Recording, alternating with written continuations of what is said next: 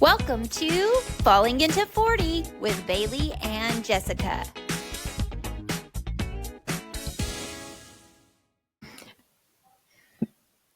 Welcome to Falling into 40.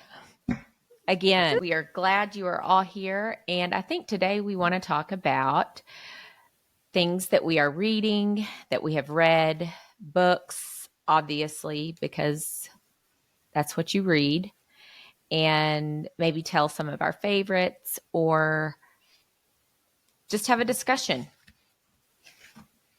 Yeah, I think this is a season where, honestly, until probably about 5 years ago, just with younger babies and kids and things like that, I really didn't do just a ton of reading. I did younger and then took a little break and then just got right back on the train just within the last few years. And now I kind of have an addiction to it. And is there any like specific genre you love to read right now, Jessica, or are you kind of mixed? Well, I really love historical fiction, but sometimes that can get pretty heavy. So I love romance. There's nothing when I really want to just give my brain a break from a heavier read, I'll try to find a good romance. And now I am currently into more of a thriller suspense kind of book. Definitely different from historical nonfiction. And it's good. I think it's good to kind of hop around. And I'll tell you my least favorite. And I think I'm betting that it's going to be your favorite. My least favorite is biographies and autobiographies. Is that your favorite? Well, I have read a lot of memoirs and autobiographies and kind of autobiographies that have turned into like self-help and inspirational. I like a good inspirational story. If you haven't figured that out about me yet, but I also love like to dive into fiction. I have an entire shelf full of romance and fiction because kind of like you said, there comes a time where you just need to totally separate from reality and kind of give yourself a little bit of fantasy and fiction. And so, I dive into those as well. In 2023, I actually read a lot of books, but as 2024 has begun, I really haven't. I've read a few, but just not as many as before, as last year. So, yeah, you know what? I think I'm behind this year compared to last year at this time. Do you like to have a copy in your hand, or do you prefer, or do you have a Kindle, or do you like to listen to do an audio? I think it kind of depends on the book. So I love physical books. I've always been a lover of the library since I was a little bitty kid.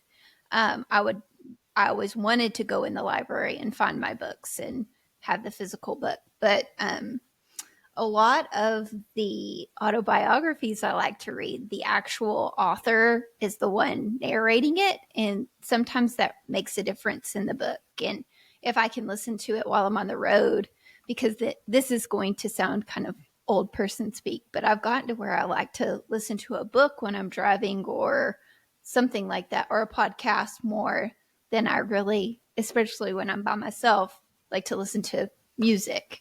I listen to books or podcasts more when I'm by myself, which again is starting to kind of probably show my age, because I used to get annoyed with my parents if they were listening to talk radio or something like that when I was a kid. So I'm sure I annoy my kids with that too. Listen, I remember being in the car with my grandpa, and he would have AM radio on, and there is no way that compares to an audio book. So seriously, it was horrible. There was no, I mean, it was so awful. And Yeah. anyway, I listen to stuff in the car a lot too. Mm-hmm. Do you listen more to books or do you read the physical book more? So right now, I listen to more, and I really like to Mm-hmm. have a book in my ear while I am cleaning or doing laundry, folding Mm-hmm. laundry, or I, it really it makes whatever task or chore I'm doing go by so much faster. And I love to read, so listening to a book and doing that chore just makes the whole experience not as, you know, ugh. Yeah, it makes time go by faster too, I think. So I think let's talk about a book that we both read. You want to? Okay. Yeah. Um, I think we both. I don't know if I listened to the Britney Spears, "The Woman in Me." Did you listen or read that book? I read it. I was on an airplane without headphones, so I just downloaded it on my phone and I actually read it pretty quickly. It took me a while once I got to the end and I wasn't on that trip anymore to like pick it back up and read it again. I wish I would have downloaded the audiobook, honestly, because to take the time to stop and finish the book. So I read most of it, probably 80% of it. And then like 2 weeks later, finally got a chance to sit down and read the end of it. But yes, I found myself very, very sad reading that book. It made me view her in a different light. Did it make you think, Yes. like, to me, I just thought, how I can't imagine growing up in the spotlight like that. And this isn't just the spotlight, this is fame. And she was supporting her whole family. And it was Mm-hmm. truly, she was, she had the weight of the world on her shoulders. And to just be thrown And out there. and everything she did, good, bad, in between, was publicized all the time. And the saddest point was around the time when we were younger, in like college age and things like that, when she was going through all of that in the media, which she had finally hit her breaking point. And it's something in the media that was such like poked fun of, and it was her an actual point of a mental health struggle for her. Crisis. Mm-hmm. And so that to me, because it was so like put in the media as something that was almost made fun of instead of something that people were actually truly concerned for her. Yes, it's heartbreaking. And you can, I can look back at all that coverage that the media was putting out there and read this book and see, I mean, these, I think we all knew anyway, but they were desperate cries for help. I mean, Mm-hmm. just, and I think too, how sad that she was thrown to the wolves at such a young age and truly made a sex symbol at Mm-hmm. such a young age. And then it was almost as if, her whole family turned on her. And I can't imagine. They're the ones that put her in those positions. And while they didn't make all the choices for her, they definitely gave her the tools to be able to make the choices that she made just by allowing all of it to take place. And I don't think they ever, and still haven't, put her health first, because you can see, you know, she, Britney Spears does a lot of stuff, a lot of posts and things that are a little bit seemingly odd, the dancing and, Mm-hmm. stuff that people laugh at. And I see that and I think she's got so many years that she just was under this, I mean, held captive, almost. And she didn't have a choice and she didn't know what to do. So I don't know. I think it's sad. I think so sad. Yes, they used such a delicate moment for her when she was going through such a hard time. They used that almost to take her freedom away. And that's what was really, really sad to me, is that she was such a vulnerable point in her life. And instead of getting her the help she needed, they almost used it against her so that they could take from her. And that's what felt really sad to me. And then of course she lived for so long like that, that I think now that she is free to make her own choices, it's almost like she's going to this whole other extreme just to be totally different from that. And it's And because on she purpose. can. And two, yeah. And so I almost think she's almost doing it on purpose to be at such an extreme, kind of to show them they can't have that control of her anymore. But she wrote something in the book that I wrote down that was really meaningful, and it talks about freedom. It says freedom means being goofy, silly, and having fun on social media. Freedom means taking a break from Instagram without people calling 911. Freedom means being able to make mistakes and learn from them. Freedom means I don't have to perform from anyone. Freedom means I get to be as beautifully imperfect as anyone else. And freedom means the ability and the right to search for joy in my own way and on my own terms. And so that's something, all of those things were taken away from her for so long. For so long. And to even be told what she could and couldn't eat. Mm-hmm. I mean, they were managing her whole life. She couldn't have a Dr. Pepper without them knowing. She couldn't text, couldn't get on the internet. I mean, she didn't have any freedom. So I was really glad that I listened to it. I wished I would have read it instead of listened to it, because when you do listen to audiobooks, sometimes you get a narrator that you don't necessarily love. And she narrated some of it. Like it was her and was she in somebody some else. Of it? Yes. Yeah.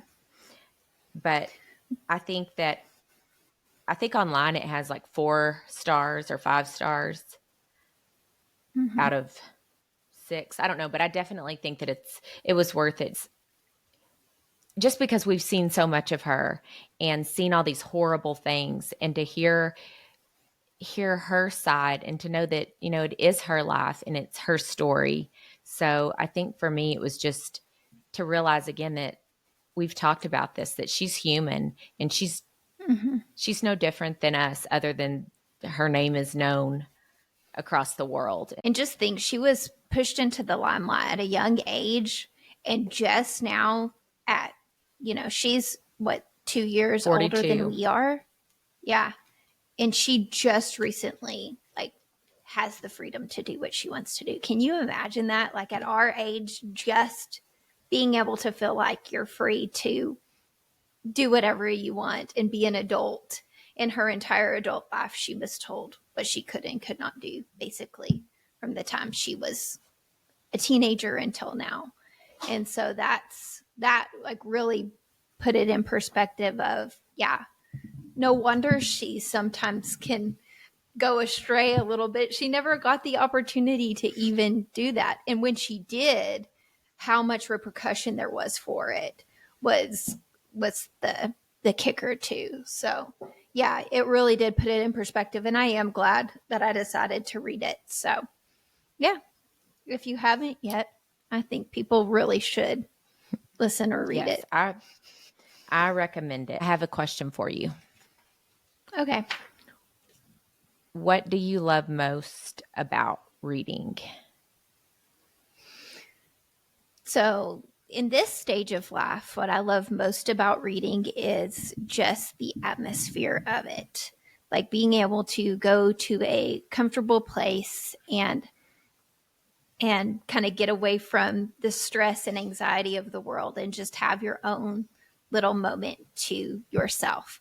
because so much of our time is not to ourselves. And so to have that time, whether it be just in your bed before you go to sleep or in your chair when you do have a moment when people are off doing kind of their own thing, or like I said, I do a lot of my reading traveling, like in an airplane, or if we're already somewhere sitting, beside a pool or somewhere in a different place, you can read and still, it's the relaxation factor of it, I think, that I like the most about it.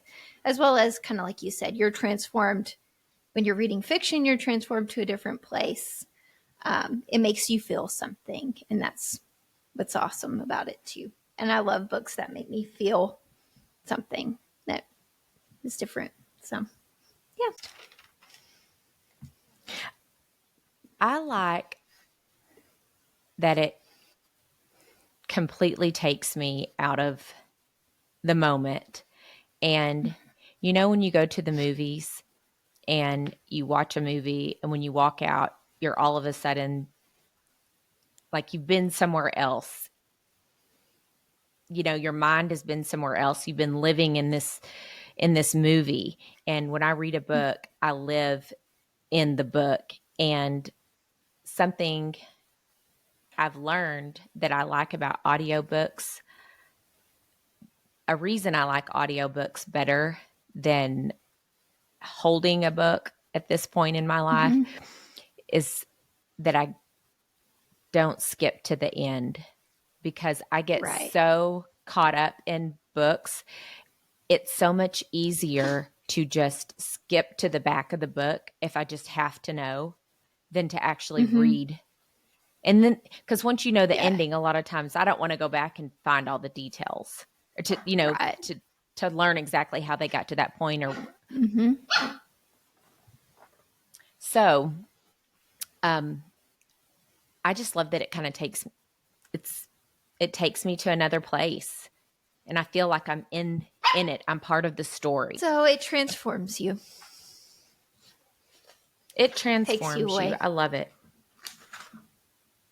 And listening keeps me from skipping ahead to the end, because I don't want to have to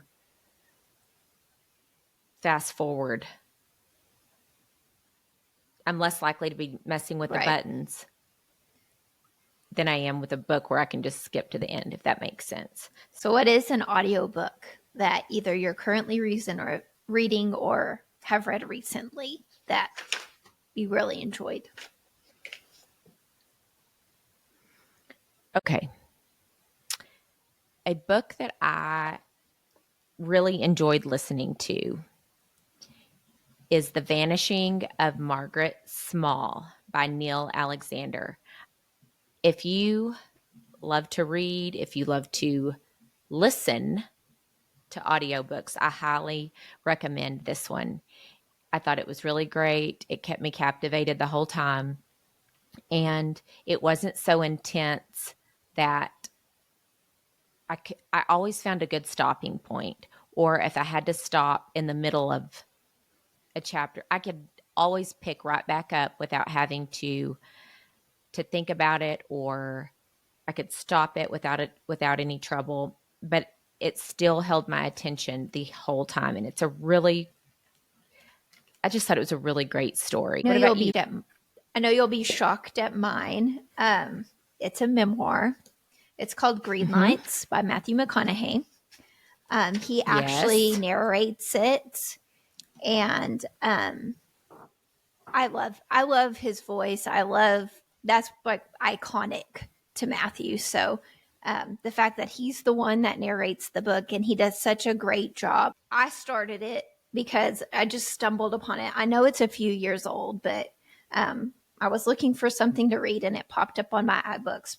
And so I was like, all right, let's try this out. And so I started listening to it, and I came home and told my husband, I'm listening to this. I think you would appreciate it. So I would definitely recommend it to the male population for sure, because he started listening to it and he was like, it is really good. So then we started listening to it together on trips and things like that. But he recounts his life before becoming a major star and some of the things that happened that caused him to become the person who he is, and then leading up to now. And he had so many great things like to say that made you kind of reflect on your own life. Um, and he calls things green lights because they were maybe something happened that was like a red light or a yellow light, but those were leading up to green lights. And then he would always stop and say green light, and tell you like that was the green light coming out of the situation that he was in or something like that. You can tell he's a writer or very good with words in some of the things he said. A couple of quotes from the book that I wanted to share. We cannot fully appreciate the light without the shadows. That was a really good one. And the problems we face today eventually turn into blessings in the rearview mirror of life. And so yesterday's red lights lead to green lights. And so that's kind of the premises of why it's called green lights, is because there were a lot of things that stopped him, but eventually when he looked back, he realized those were actually the things leading up to his successes and his journey. So it was a good one, and I would recommend it to anyone because it really is. I mean, it's a good listen. He's easy to listen to, just as far as just his voice and the way he tells his story. Do you think they have a video of him reading it? That would be nice. I mean, I wouldn't mind but no, watching it. Watching him read his book. Yeah. I don't disagree with that. Yeah. But yes, it was easy to listen to. And I looked forward to like getting in the car for it to turn on and listen to it, where, because I live basically 80% of my life in the car waiting on one of my kids who's living their best life somewhere. So that one was a good one to sit and listen to in the vehicle. Do you have the app Goodreads? I don't have the app, but I will go on Goodreads, just like on the website, if I'm wanting to read something and kind of see what it has to say. And usually it's pretty spot on once you start reading it. Yeah, I have the app, and I use it to keep track, and I need to update it, but it has helped me a lot too. And it helps me to see what my friends are reading, and when they're done, see what their review was and how much they enjoyed it. So I just didn't know I need to get if it. you did that or not. Yeah. One that's been something that I'm seeing a lot of chatter about is The Nightingale. I have seen that on a lot of like I'll see it on social media and things like that, people recommending it, but I haven't picked it up yet. I loved it. I absolutely loved it. But there were a lot of hard parts in that book, but that doesn't mean it doesn't need to be read. Right. This time in our history is really the time that I like to read about when I'm reading historical fiction. And it always, so this one was another one of many. I've read The Tattooist of Auschwitz. That's kind of hard to say, isn't it? The Tattooist of Auschwitz. It never ceases to amaze me that even while these are fiction, that these stories happened. I mean, they did. And the things that these people, that they endured, and that they, like, so many of them died for and left loved ones. And it really puts things into perspective for me when I'm feeling sad for myself or having a pity party or just, I don't know, blowing things out of proportion. I think, reading these historical fiction books that could very easily and most likely were somebody's story, if not very similar to somebody's story that they had to go through, that they had to endure, really puts things into perspective for me on those days that I'm feeling extra whiny, sorry for myself, or thinking what a bad day it is, because I don't know what a bad day is compared to people that lived in times where they were ostracized and people that lived in concentration camps. I mean, I can't even fathom it. So those were just a few of, I've read so many others. Another great book is In the Time of Our History, and it is extremely good. Another historical, out of the historical fiction genre. And the lady that wrote that is Suzanne, and her last name is Pari,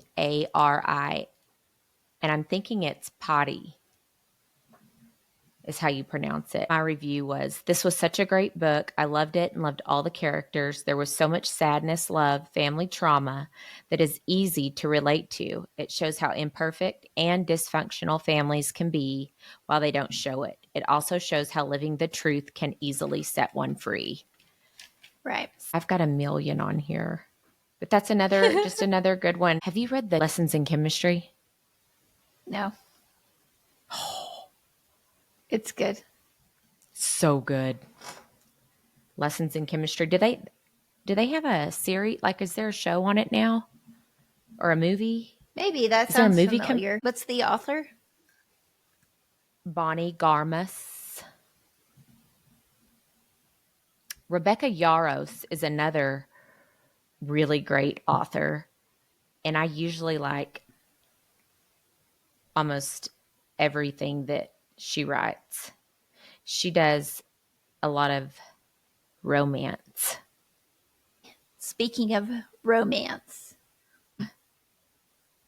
I mean, it's inevitable at this season that that's a genre a lot of us read.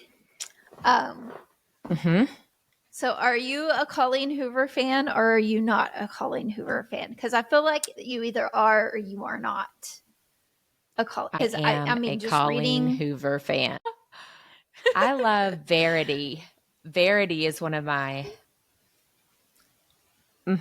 Yes. Very good. This was my first Colleen Hoover. Yeah, me too.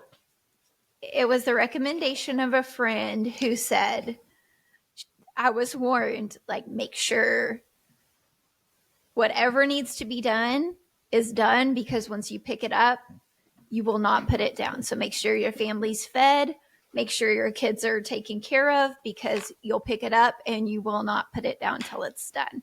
And it was that way for me. And so it got me hooked. It made me angry the entire book, but I was hooked on her books from that point forward. So the Verity was my very first Colleen Hoover, and it was probably one of my very favorites, actually, of hers. I also did you go on November 9th. Oh, I don't know that one. But, November 9th. It's good. Yeah. It could be a young adult because it starts when they're young, but yeah, it's a good one. Did you read It Starts With Us? I did do It Ends With Us, It Starts With Us. Those were fine. They weren't necessarily my absolute favorites of hers, but they were good. I think if you read her, you have to read those. Yeah, I agree. And then my two other favorites of hers, Reminders of Him and Confess. Those are both really good. Oh. Yeah, I think I've read probably 12, 13 of her books. They're good. I kind of went on a string of hers. Yeah. And then there were some that, like, there were warnings of on, like, the reviews and stuff, like, this isn't the one you. So I didn't read those, but most all of them I read were pretty good. Like I said, probably at the bottom of my list were the It Ends With Us and It Starts With Us ones of hers anyway. Some people may feel differently and some people may come after me on that one, but those were actually not my top ones for her. And they're making a movie, I guess, out of them. Oh, really?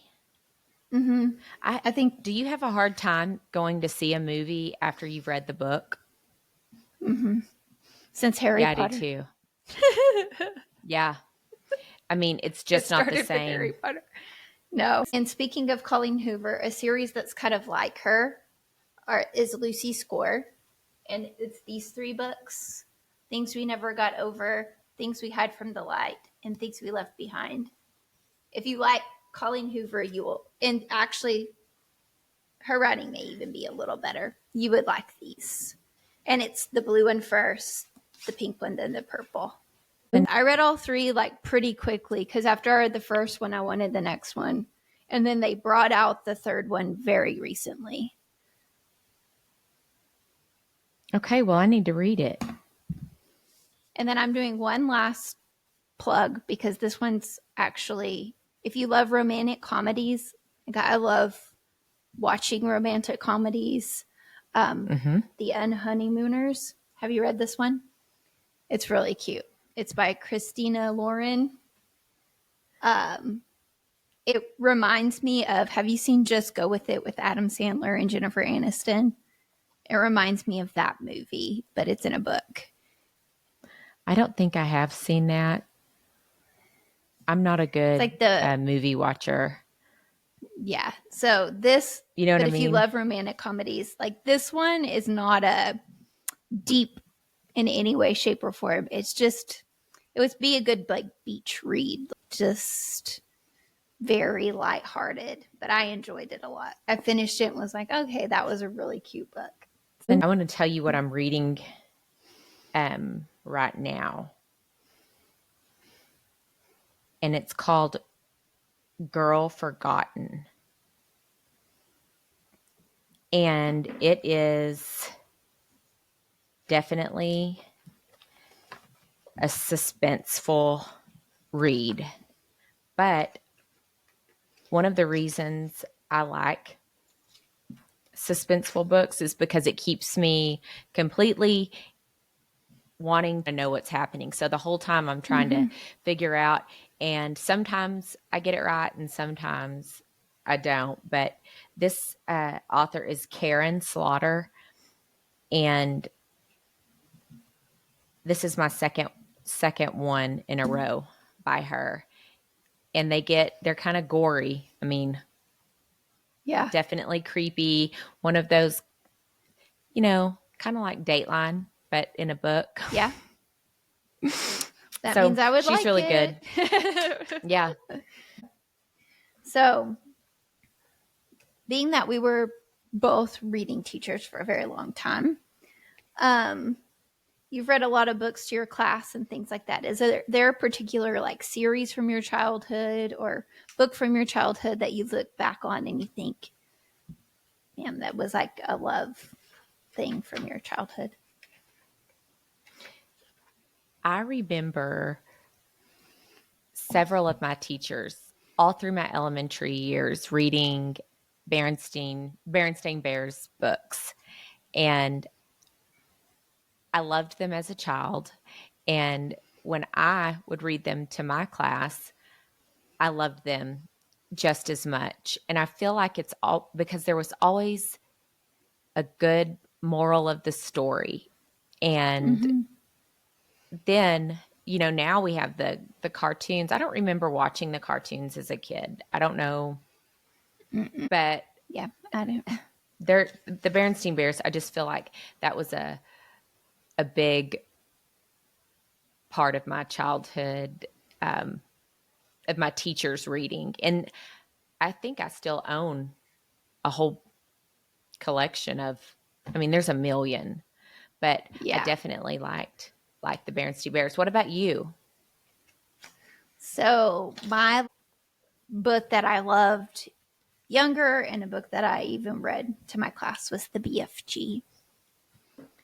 And so, oh, yes.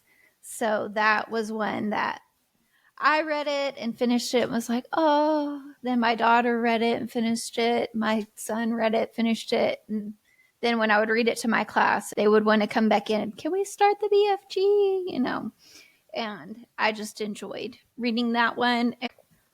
So did you read The Babysitter's Club growing up, Bailey? I did.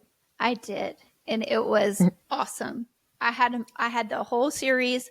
I was going to name my daughter Dawn growing up because I loved the books with Dawn. Yes. Babysitter's Club. It was a big part of my life. I tried to start a Babysitter's Club with my friends that were also reading The Babysitter's Club.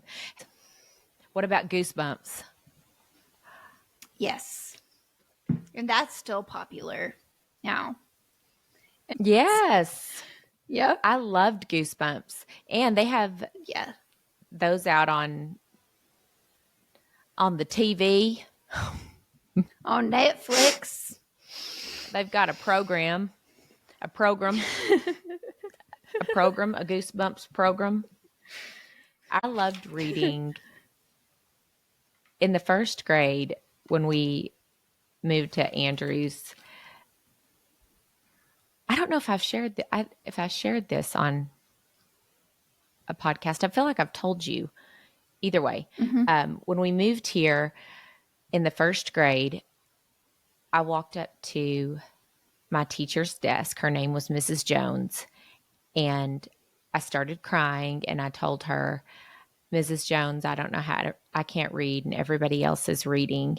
And she said, now, honey, you need to go sit down and just look at the pictures and pretend like you're reading.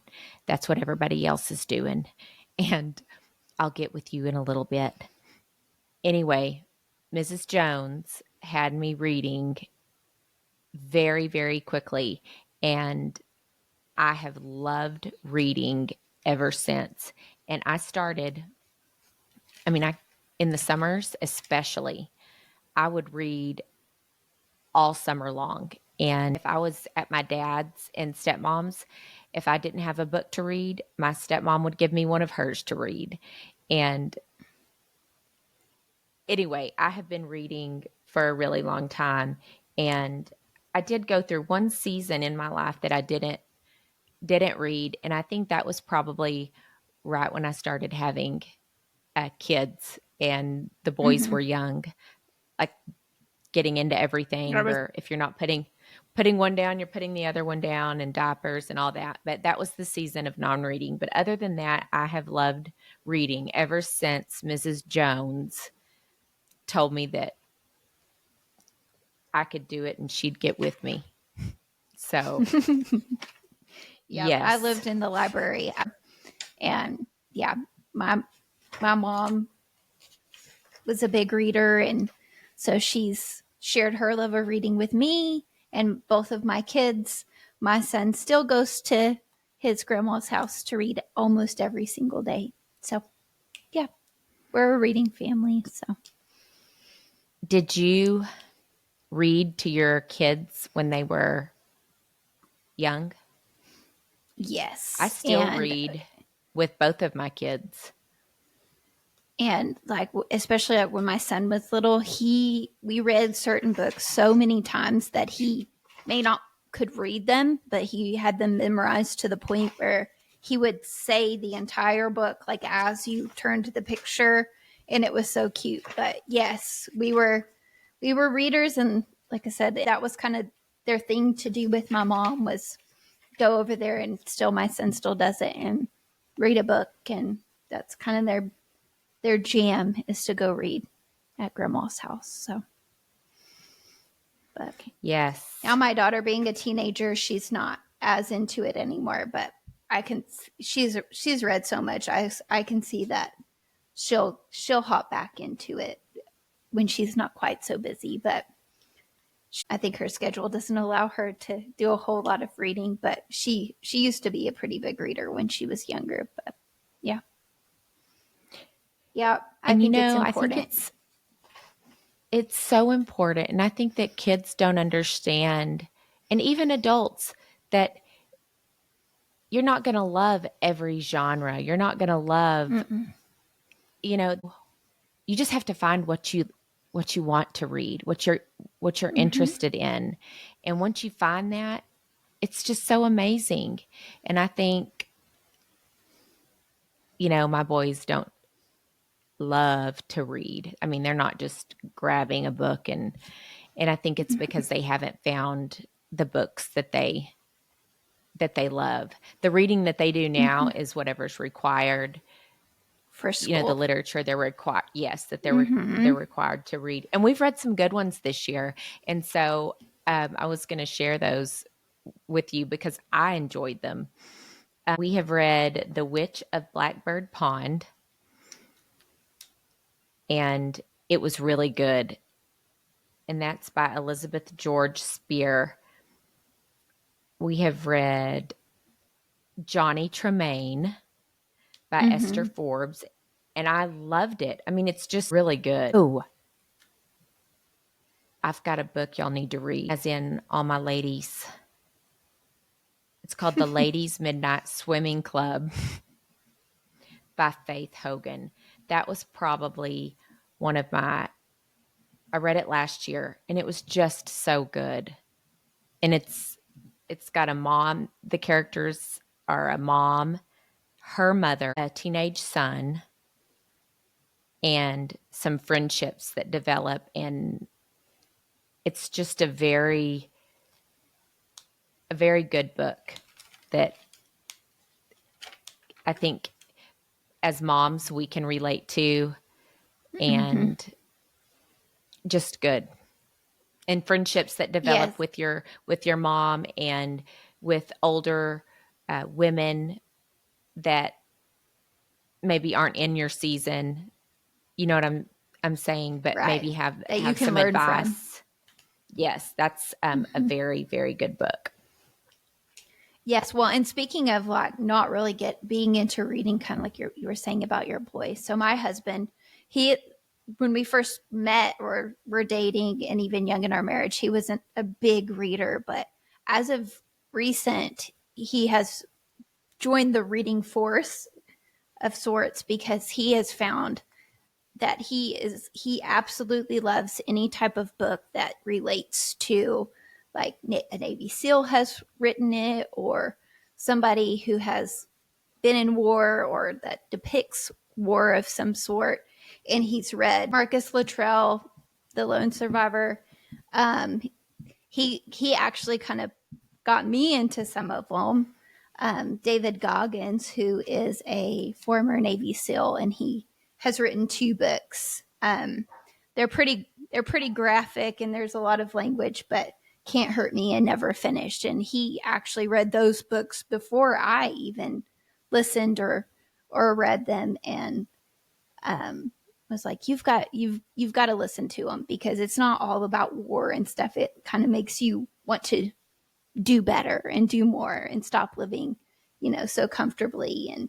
And so yeah, he was not a big reader, and then he kind of went into this wormhole of these great like Navy SEAL people and warriors and that have written these stories. And so he's listened to and read quite a few of them and has said they're really good. And so he's always got one in. I think he's listening to Chris Kyle's book right now. So And yeah. what are his thoughts on that so far? Oh, I listen to a little bit of it like when I get in the car because he's a big car book listener as well. So anytime we're in each other's car, we get to listen to whoever's book they've got on at that point. But he really, for any males listening, he really has enjoyed that one too. But yeah, Well, I the just wrote those narrator down is too. interesting. Yeah, the narrator is kind of interesting on that one because he is a pretty formal narrator, and a lot of his book is written like with some Texas slang. And so we were just kind of cracking up that he was narrating all formally like y'all and getting to the streets and Does he say fixin'? Fixin' to, yes. And so, but the book is written in that kind of more Texas slang. But yeah, I just even sitting there listening to it, I was like, man, this is pretty interesting. So yeah, that's a good one too. So Bailey, I hang out at the library quite a bit here in town with my boys, and I was talking to some of the women that work there in the library, and they gave me some recommendations. One of them is Remarkably Bright Creatures, and then I have written down The Fountains of Silence by Ruta Sepetys. I could have totally just butchered that name. It is a love, identity, heartbreak. So when you're looking for a book, when you're deciding, like you don't have one to read, which I'm sure you have a list of them, but when you're sitting down, like I want to find a book, how do you find your books to read? Do you get ideas off of social media? Do you just go like on iBooks and see what's on the recommended? Like, how do you find the books that you read? Like, what makes you decide on them? Several things. One, if I've read a book by that author recently and I think I liked that book a whole lot, I'm going to see what else I can find on written by, that same author. But also, I'll take all the recommendations from friends. But what I really do most often is when it says, because you've read whatever, it then gives me a list of recommendations. I'll usually just end up picking one. And I'll tell you, the best books that I've read have been just random. I didn't even read the summary. I just clicked it and went with it. Those have been some of my very favorite books. However, I did kind of learn a lesson recently by doing that.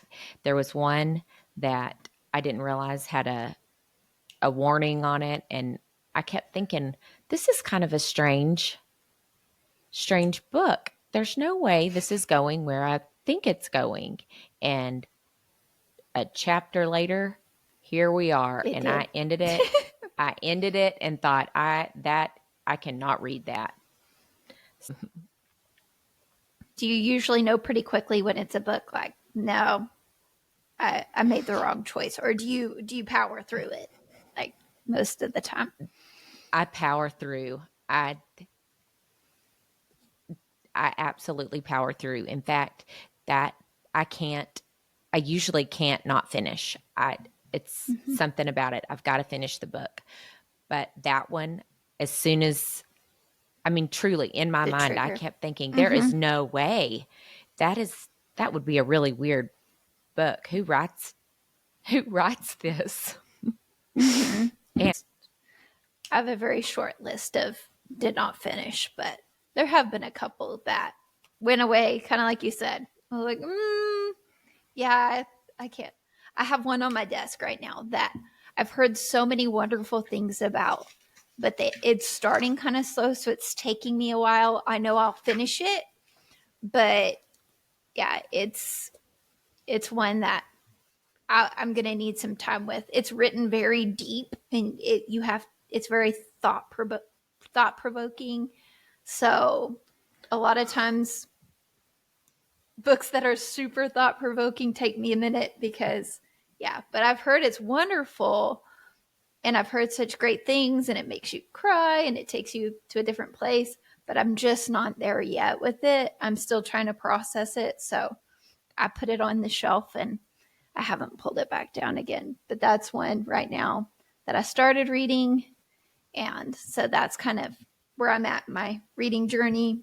I'm looking for a new audiobook for the car. So I may take some of these that I've written down from you and start them.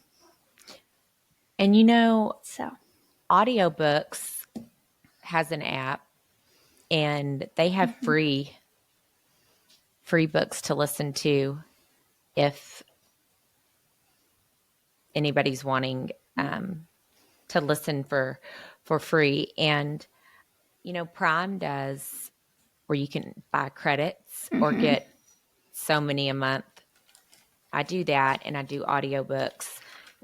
But I really want you to get the Goodreads app and write down your reviews. And yes, I will. And that way, because I like to know what my friends are reading, and I like to know what they thought about a book. And if I haven't talked to, I have a friend that reads all the time, one of our teacher friends, and she's on there and she leaves reviews. And, so I know if she's read it, I can see what she thought and go from there too. And you trust the opinions of your friends, especially ones that you kind of have similar mindsets to. And so I think that is a good way to be able to pick a book and know you're going to enjoy it just as much. So, yeah, this was interesting because, you had to dive in. I knew you liked historical fiction, but I didn't know all of your historical fiction books that you loved. So that was. And there's so much more. They're good. And really, I love a good romance too. I mean, you just can't lose there. I can't walk through a Target or a Barnes and Noble without gravitating toward that romance section, and that's why I end up with stacks and stacks and stacks, because I have like a love of physical books. And even though I do enjoy listening to certain audiobooks, like holding the book is a big deal to me. So that's kind of my thing. So do you read on, did you say earlier, do you read on a Kindle or just on your phone? Like if you're on or your iPad or? I have very few iBooks that I physically read on the screen. If I'm physically reading a book, I'm reading the book. Oh, okay. You're holding it. So my iBooks account is mostly audiobooks. Unless I'm on a trip and come up with a book I want to read and I can't go get it that quickly, I'll download it and read it. But not very often do I read one on my screen. Well, I've written down some books, and we should hit this topic every now and again. I know it's not everybody's favorite because not everybody loves to read or has time to read or even to listen. But for those of you that do, reach out to Bailey and I on our Instagram or our Facebook page and let us know what your favorite most recent book suggestions are for us, whether they're listens or reads. I love that idea. Since we listened to the Britney Spears book, I've listened to some reviews on it, but I think I may listen to the Jessica Simpson one because I think their stories are similar. And it's not new, it's older too, but I haven't listened to her story either. So I just thought about that today, that I'd like to listen to her story. So I think that's where I'm headed soon. And like you said, the Matthew Perry book, there's a few of them that I want to read. The Prince Harry book. But see, I love memoirs.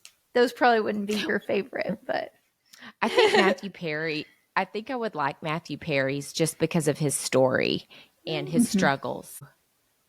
I might go there next. So, well, everybody, I'm glad that you came and you're sticking with us and listening to us. And again, go to our Facebook, Falling into 40 with Bailey and Jess page, and follow us. You can find us on Instagram as well. And give us some recommendations. Book recommendations. What do you like to read? What should we Yes. What should we read? And yeah, I hope everybody enjoyed it, and we will check back in with you guys next week. And thank you for continuing to fall with us. Yes, bye. Thank you for tuning in with us on today's episode of Falling into 40. You can find us on Spotify, YouTube, and Apple Podcasts.